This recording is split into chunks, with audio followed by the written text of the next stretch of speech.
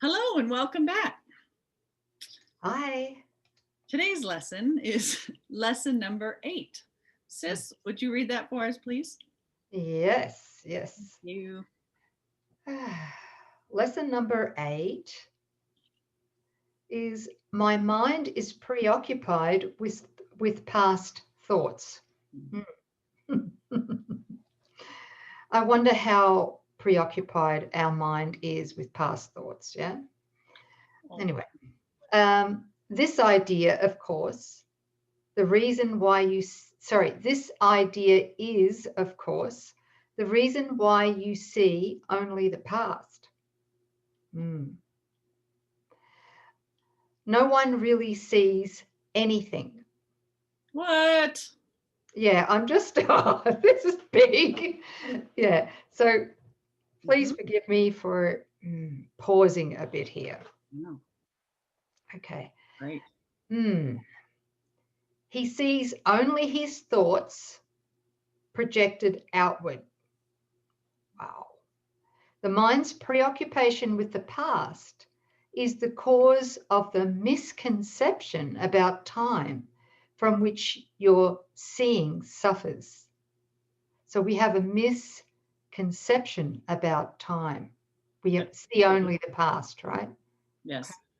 Total misconception about time. Your mind cannot grasp the present, which is the only time there is. It therefore cannot understand time and cannot, in fact, understand anything.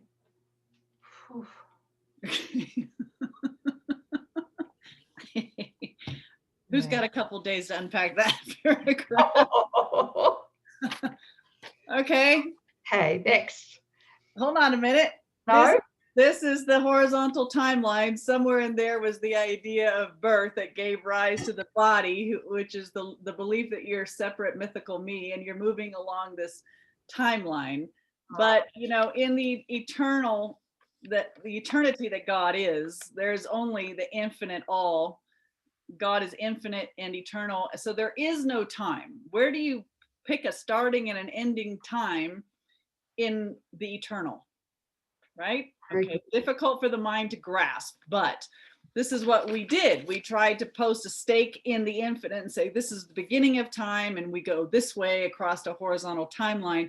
And so our mind is constantly pulling that past forward, and again, covering our present perception with past thoughts. And what is that? That's a defense against the only place where we intersect with our holiness. So if there's only in infinite, in eternity, the only time is now. And only in the now can we experience a holy instant where we remember our nature, our identity. If that moment, the now moment, is obscured with past thoughts, we can never access that instant where truth can return to our awareness. So preoccupation with past thoughts, worrying about the past, lamenting the past, feeling guilty for the past, consumes the mind so that it's not present here for the miracle. So just want you to recognize that. A busy mind is an absolute defense against any light permeating your awareness. Go ahead. Well said. Thank you. Very helpful. There's a lot to talk about and unpack around this, but that's coming. Yes. One small step at a time. Yeah. One giant leap. Yeah, right. Yeah. Okay. So paragraph 2 of lesson number 8. The one wholly true thought one can hold about the past is that it is not here. That's a big statement. The past is not here, all right? To think about it at all is therefore to think about illusions. Very few have realized what is actually entailed in picturing the past or in anticipating the future. the mind is actually blank when it does this, because it is not really thinking about anything, anything real. Wow, that's big. Yeah. Okay. So all our thoughts is either lamenting the past and then projecting that onto our future and being fearful of the future so that we don't reenact the past. And we'll get to that. Well, actually, that's what we're doing when we drag the past forward. But anyway, again, yes, notice your thoughts. Notice how often you're stuck in a past. Like if you're just daydreaming, it's usually about the past, or you're concerned about tomorrow, but we're never actually here. Good. Thank you. Paragraph 3.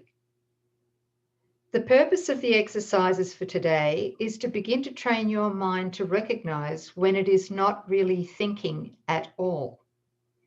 While thoughtless ideas preoccupy your mind, the truth is blocked. Recognizing that your mind has been merely blank, rather than believing that it is filled with real ideas, is the first step to opening the way to vision, meaning inner vision, all right? Or as Jesus calls it later on, Christ vision. So, Christ vision is not something that we see through the body's eyes. It's something that we see through our holy self, inner vision. Yes. Yeah.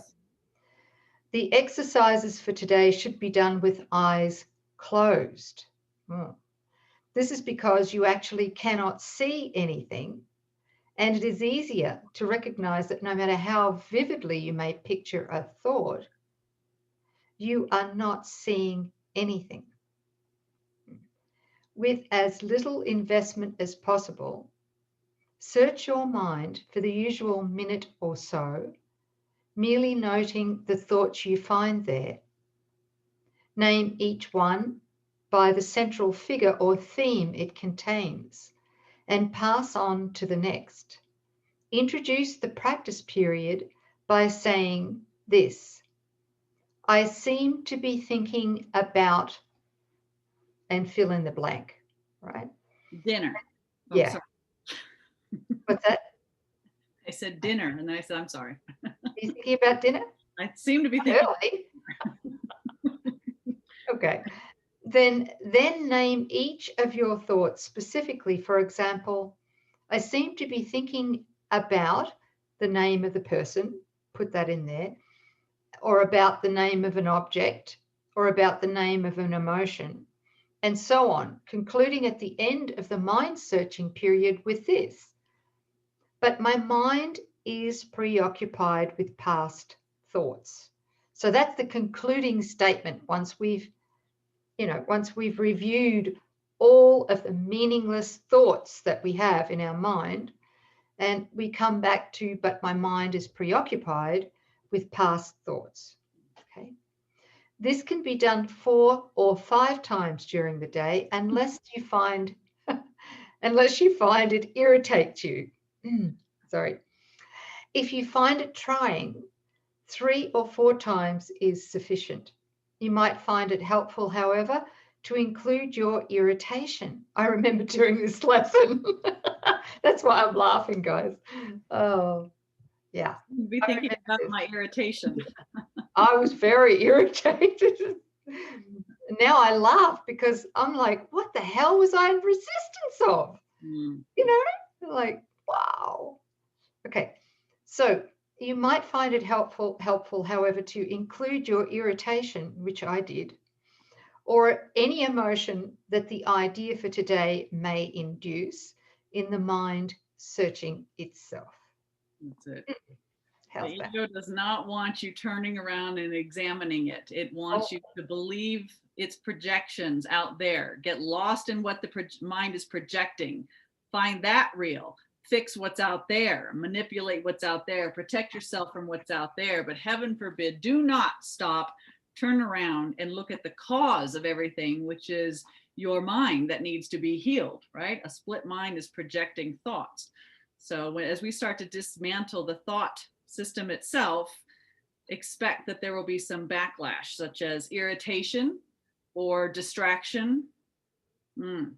Or emotion. Yeah, irritation, Yeah. resentment, anger. Fatigue, falling asleep. Oh, falling asleep's a big one. Yeah. Isn't it? I sit down to read the course, and the next thing Out. she's It's out. the best sleeping pill I've ever had, right? I'm telling you. Oh, that's funny. Well, thank you. Okay. Yeah. The ego's resistance to the truth, to the light. Yes. You know, it wants to keep its darkness for as long as it can. That's what perpetuates the idea of time. And yes. so, beautiful. Thanks, sis. Thank thank you. you. Beautiful. Lesson 8. My mind is preoccupied with past thoughts. And we might need to actually stop this recording from lesson. Oh, which? Sorry, oh guys, I'm off with the fairies. We're on lesson number 8. Yes. Say lesson 8. Yes. Okay. So I heard lesson 9. Lesson 8. My mind is preoccupied with past thoughts. So we're going to go sign off, and we're going to come back and do lesson 9. Okay. Thanks, sis. We're going to change our clothes? Nope. We're just going to sleep in them, wake up tomorrow, and do it again. Okay. Bye. Bye.